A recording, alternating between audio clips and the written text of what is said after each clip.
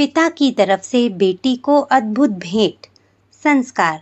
विवाह के बाद पहली बार मायके आई बेटी का स्वागत सप्ताह भर चला। संपूर्ण सप्ताह भर बेटी को जो पसंद है वही सब किया गया।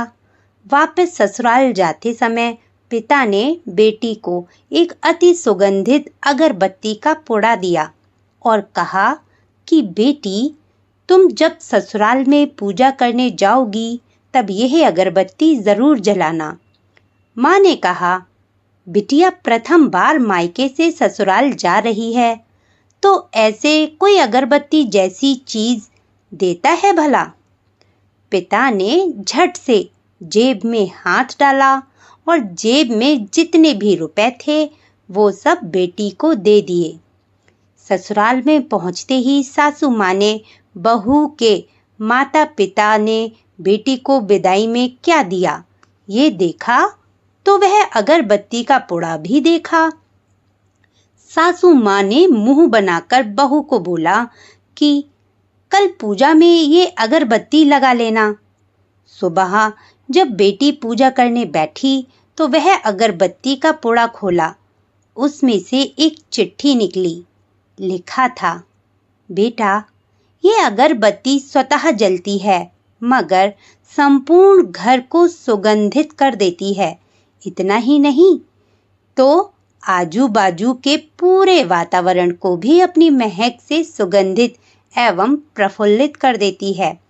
हो सकता है कि तुम कभी पति से कुछ समय के लिए रूठ जाओगी या कभी अपने सास ससुर जी से नाराज हो जाओगी, कभी देवर या ननद से भी रूठोगी, कभी तुम्हें किसी से बातें सुननी भी पड़ जाएं या फिर कभी अड़ोस पड़ोसियों के वर्तन पर तुम्हारा दिल खट्टा हो जाए, यानी बर्ताव पर तुम्हारा दिल खट्टा हो जाए, तब तुम मेरी ये भेंट ध्यान में रखना।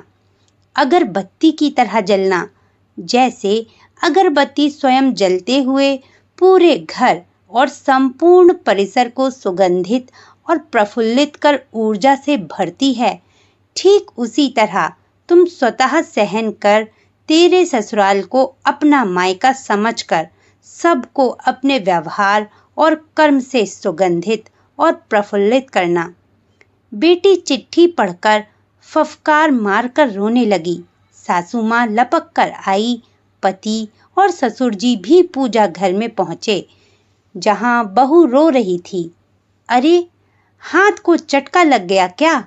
ऐसा पति ने पूछा। क्या हुआ ये तो बताओ, ससुर जी बोले।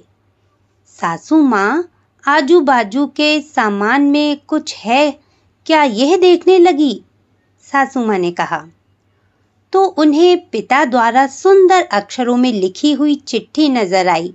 चिट्ठी पढ़ते ही उन्होंने बहू को गले से लगा लिया और चिट्ठी ससुर जी के हाथों में दी। चश्मा ना पहने होने की वजह से चिट्ठी बेटे को देकर पढ़ने के लिए कहा। सारी बात समझते ही संपूर्ण घर स्तब्ध हो गया।